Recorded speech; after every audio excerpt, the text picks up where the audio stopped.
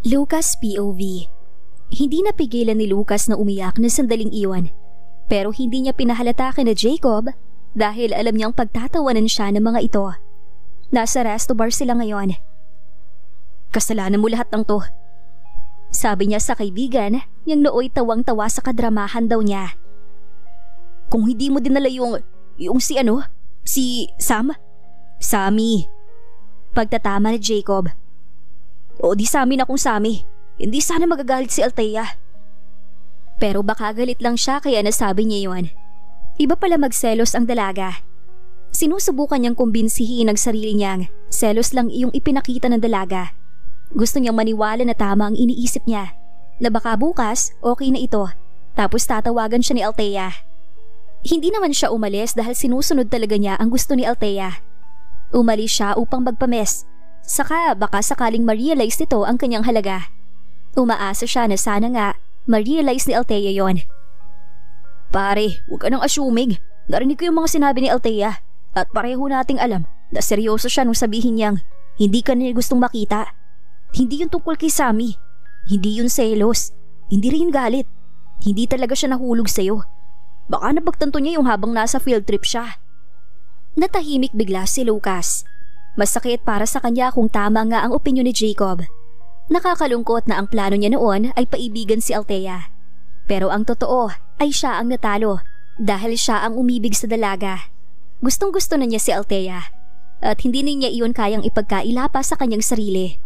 He likes her. He wants her.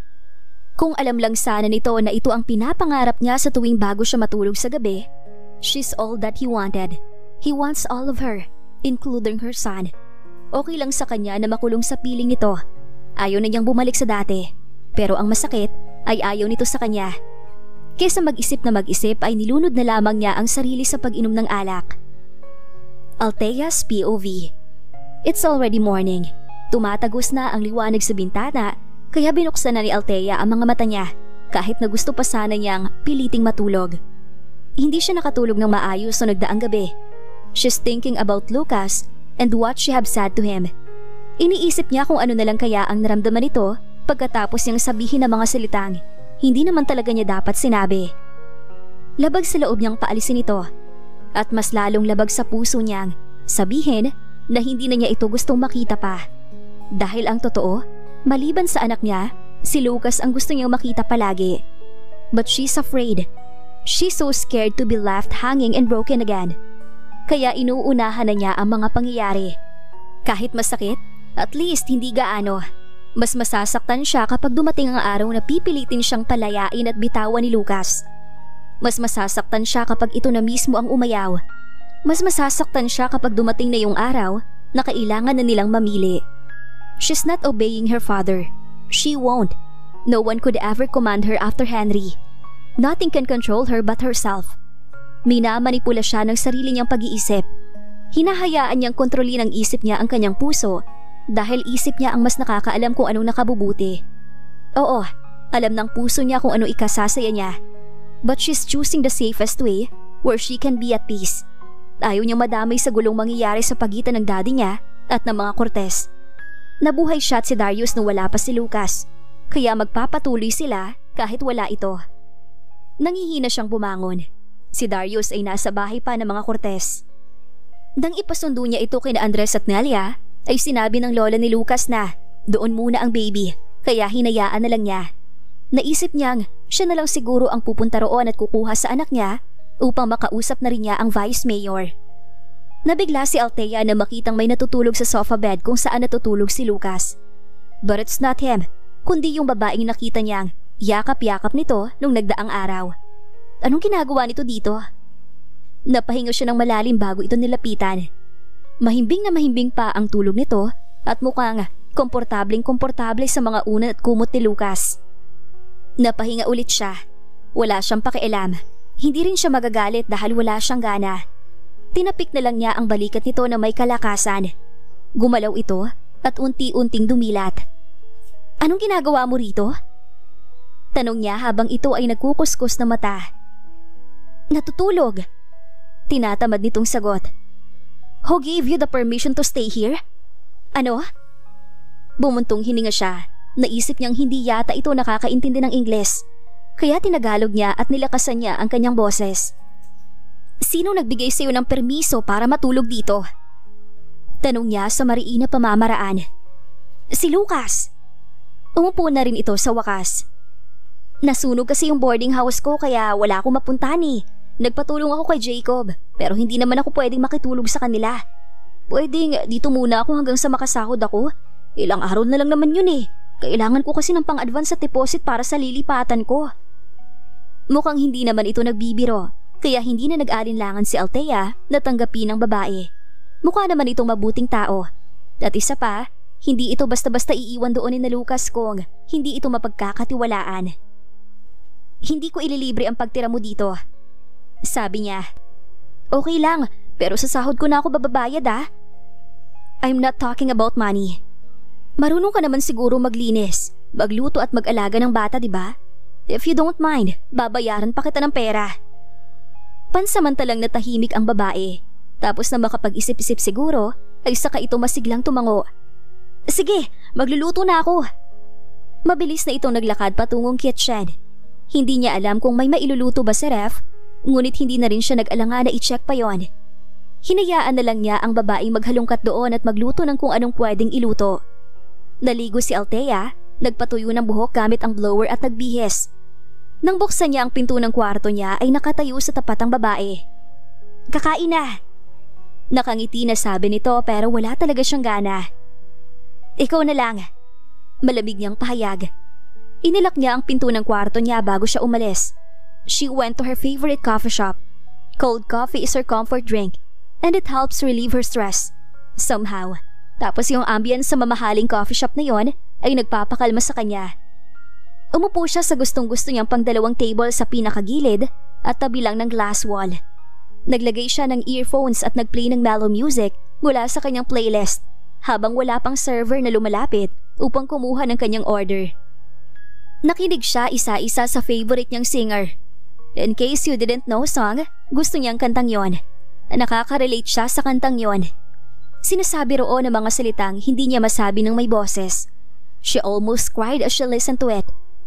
Masyado siyang na-carried away sa kanta, kaya hindi niya namalayan ang paglapag ng inumin sa kanyang table. Nang mapansin niya yon, nagtaka siya dahil hindi pa naman siya nakakapag-order. At first, inisip niya ang baka nagkamali lang yung server ng pinuntahang table. Ngunit nabasa niya ang pangalang nakasulat sa cup. Caramel Macchiato for Althea. Saadong lalaking nakatayo sa kanyang gilid. She quickly moved her face up to see who served or ordered to drink for her. Nang makita niya ang tila maamong mukha nito, napatayo siyang bigla. She attempted to run away, ngunit pinigilan siya ng mga kamay ni Lucas at pinilit siya nitong umupo ulit. "Ibinili lang kita ng kape," sabi nito bago nito binitawan ng kanyang balikat. And in her rational state of mind, she clearly noticed him forcing his smile towards her. "Aalis na ako," saad ni Lucas bago tumalikod. Wala siyang ginawa kundi pagmasdan ng binata palayo sa kanya. And for the first time in a very long time, a single tear fell from her eyes for Lucas. "How have you been, babe?" She stared at her phone for almost a minute, absent-mindedly wondering why she just got such text that night. O umasa lang siya na si Lucas ang magte-text.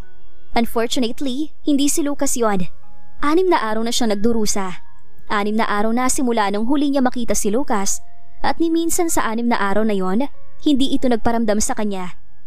She wanted to have a reason to go to the mayor's house. Baka sakaling para mangamusta, makita niya ito. But she got nothing.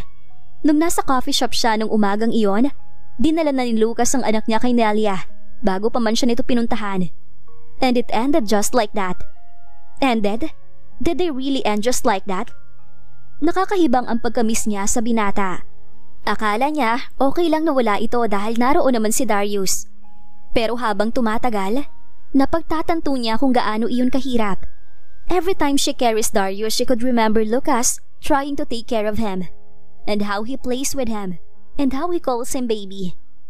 Naaalala niya ang mga efforts ni Lucas kahit hindi talaga ito marunong mag-alaga ng bata. Naaalala niya na kaya nitong maging ama kahit hindi nito anak si Darius.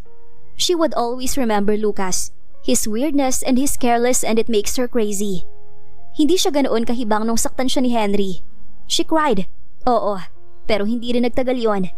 Noon na lang niya ulit naramdaman ang ganoong klase ng pakiramdam na kagaya ng naramdaman niya nung mawala ang kanyang mama. She's desperate to want something love, if that's what everyone calls.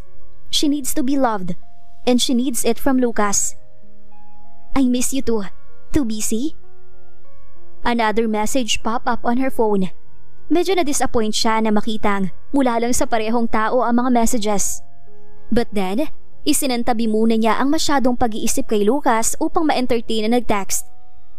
I missed you too. I'm good. I guess you? She sent it with a sad smile.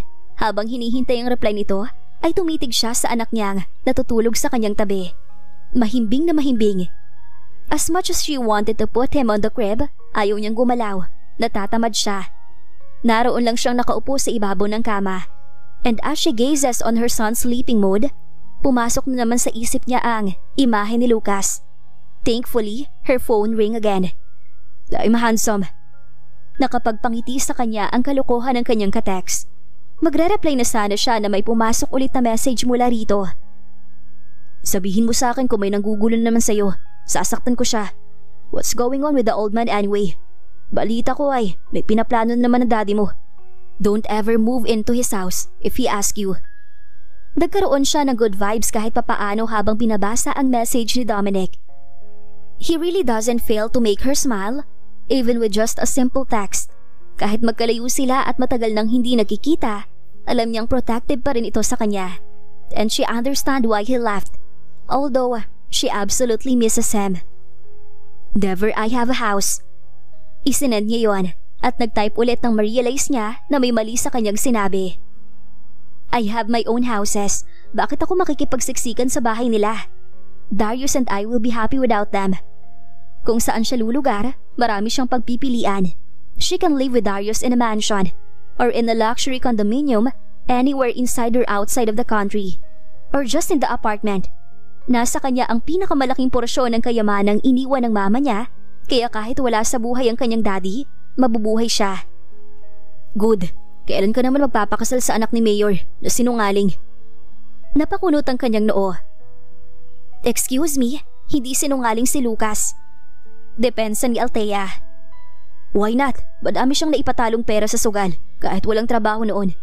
Saka, kagaya din siya ng ex mong si Henry na sinungaling. Napataas naman ang kilay ni Althea. Walang kaalam-alam si Dominic. Lucas and Henry are two different persons. Lucas is better. Kung kaya lang sana niya iyong sabihin kay Lucas, kung sasabihin kaya niya yon, may magbabago ba? Mawawala ba ang agam-agam niya? Ang takot niya? Still, she's afraid. Takot siyang kapag sinabi niya yun sa binata, baka wala siyang makuhang sagot, kundi pighati. I'm sorry. Tumaas ang gilid ng itaas na labi niya na mabasa iyon. She hates Dominic sometimes, but he loves him when he admits his mistakes and apologizes immediately. Gusto niya ituloy itong makita. He's not a loser, okay? If he is, why do I feel that he matters the way my son matters to me? Not seeing him is a chance medley. Can't think straight. Kahit papaano nagpapasalamat siya dahil may isang taong mapagkakatiwalaan niya ng sapat para masabi niya ang mga problema niya. Thank God, there's always Dominic who's so far yet so close. Isa na namang ring ang narinig niya sa kanyang cellphone. Hudyat na merong nag-message ulit. Who is him? Nagsalubong ang kanyang mga kilay. Dominic is so weird. They are just talking about Lucas and then he asked who was him. Magsisimula na sana siya sa manera mo andito nang tumunog ulit ang kanyang phone. It was a text message from Dominic from another conversation on her inbox saying, Won't believe it until I see. Don't let him hurt you or else malalagot siya sa akin. Can't wait for that moment, babe. Wait. Nagsalubong na naman ang kanya mga kilay bago niya pinindot ang back button. She froze when she saw the name on the second conversation. She clicked on it at nalaman niya na hindi si Dominic ang nag-text sa kanya. I'm sorry, and it's definitely not him who she had replied. Can't think straight, Lucas. Kainis? I hate you, Dominic. Aniya sa sarili. Ibang tao ang sinisi niya dahil sa pagkakamali niya. Hindi niya masyado pinansin kanina ang nag-text dahil ang akala niya ay si Dominic yon. Pero bakit pala ito nag-text ng I'm sorry? At habang naglalaro ang tanong na iyon sa isip niya, naalala niya ang nag-text ito makalipas ang 6 na araw. Sa wakas, nagparamdam na rin si Lucas. Hindi ba't yun ang gusto niyang mangyari? Ngunit bakit humihingi ito ng tawad? Nalilito na tanong niya sa sarili. Sorry, wrong send Althea. Abala ang dalaga sa pagtatype ng reply niya kay Lucas nang may lumitaw na message nito. Pasensya na Althea, the wrong send ako. Hindi dapat sa'yo na send yung I'm sorry. Sorry sa abala. Natigilan si Althea. Hindi niya alam kung anong dapat niyang maramdaman kasi inakala niyang para sa kanya yon, na inakala niyang gusto talaga siya nitong i-text. Dismayado siyang napahinga ng malalim at saka maingat na ibinagsak ang katawan niya sa tabi ng anak niya. Niyakap na lamang niya ang sipi niya bago ipinikit ang mga mata, wishing to fall asleep immediately. Narinig niya ang muling pagtunog ng kanyang cellphone, ngunit hindi siya gumalaw upang tingnan iyon. Ilang sandali pa siya nag-isip-isip nang tumunog na naman ang cellphone niya. Finally, she checked on it. On her lock screen notifications, Lucas have 2 messages. Pero gusto ko rin mag-sorry sa iyo, Althea. May ginawa akong mali at nagigilty ako. Ewan ko kung bakit. Noong huli kitang makita, gusto kong kausapin ka. Pero nung tumayo ka at akmang aalis, naisip ko, ayaw mo talaga ako makausap. Pasensya na kung makulit ako. Sorry talaga, Althea. Alam kong ayaw mo na ako makita. Ano man ang dahilan mo, siguro wala rin akong karapatang malaman. Alam kong ayaw mo na talaga ako makita. Pero ano? Bakit naputol? Waiting for his next message seems like forever. Naging impatient ang dalaga noong mga oras na yon habang nakatitig sa conversation nila ni Lucas. Umaasa siyang ang susunod na sasabihin nito ay bagay na magugustuhan niya. Because if not, nagbabadya na ang kanyang mga mata sa pagluha. Tumunog ang kanyang cellphone, and as soon as she read the message, mabilis siyang bumaba ng kama at tumanaw sa labas through the window. Nandito ako sa baba. Gusto na talaga kasi kitang makita. Sorry. The easiest way to get over a woman is to have another. Ngunit sa sitwasyon ni Lucas, wala siyang ibang gusto kundi si Althea lamang. Althea's continuously running all over his mind, and nothing could ever stop it. Not the alcohol, not his work with cars, and most especially, hindi si Sandy na alam niyang ginagawa ang lahat, bumalik lang siya rito. Because of Jacob's advice about womanizing, pinagbigyan niya ng isang date ang ex-girlfriend niyang si Sandy na nooy nakita niya sa resto bar kung saan siya umiinom. He promised and he thought it was just a dinner date, but the woman is so easy that one thing instantly led to another. Maganda pa rin si Sandy. Hindi nagbago yon at ramdam niya na may nais itong mangyari sa kanila. Pero si Althea pa din ang paulit-ulit na bumabalik sa isip niya. Kaya bago pa may mangyari sa kanila ni Sandy noon, ay nagmadali siyang umalis sa tabi nito. Nag-drive siya patungong apartment ni Althea. He parked the white SUV which he borrowed from Jacob, few meters away from Althea's apartment. Bumaba siya, sumandal sa tabi ng sasakyan at tumanaw sa nakapatay ng ilaw sa kwarto ni Althea. He missed her so much. Gustong-gusto niya itong makita. Gustong-gusto niya nang marinig ang boses nito. Gusto niya itong mayakap, mahalikan, at kung pwede lang, higit pa sa mga iyon. He wants to own her from head to foot. He wants to love her more than he had ever loved someone before. Gusto niyang ipakita sa dalaga kung paano magmahal ang isang Lucas Cortez. But how? When she already rejected him. Habang nakatitig siya sa bahay ni Althea, tumunog ang cellphone niyang nasa bulsa ng kanyang pantalon. Chinek niya yon para lang makita ang sunod-sunod na messages mula kay Sandy. I'm still hoping, Lucas. My door is always open. Sana bumalik ka dito. Please. Napairap siya at napahinga ng malalim bago niya binura ang buong conversation nila sa kanyang inbox. Naisip niyang hindi naman siguro mali na tumanggi na siya dahil at first place, ito naman ang nagloko. Wala na siyang nararamdaman para kay Sandy. Muli siyang bumuntong hininga nang umiral ang kanyang pagiging maginoo. Nag-open siya ng message at nagsimulang mag-type ng I'm sorry para kay Sandy. Maiintindihan naman ito siguro kung anong ibig sabihin ng dalawang salitang yon. He sent it at habang hinihintay niyang tuluyan iyong mag-send, may napansin siya sa taas ng screen. It was Althea's name and not Sandy. What? Hindi ko sinadya yun. Hindi ko sinasadya. Aniya sa kanyang sarili. Nataranta siya. Hindi niya alam kung anong gagawin dahil maski i-delete niya yon ay nasend na ng tuluyan. Cursing was the only thing he did. Napatingin siyang muli sa bintana ng kwarto ni Althea, hoping na sana tulog na ito o naka-off ang phone nito o naka-block na ang kanyang number dito. Ngunit sa isang parte ng kanyang sistema, umaasa rin siya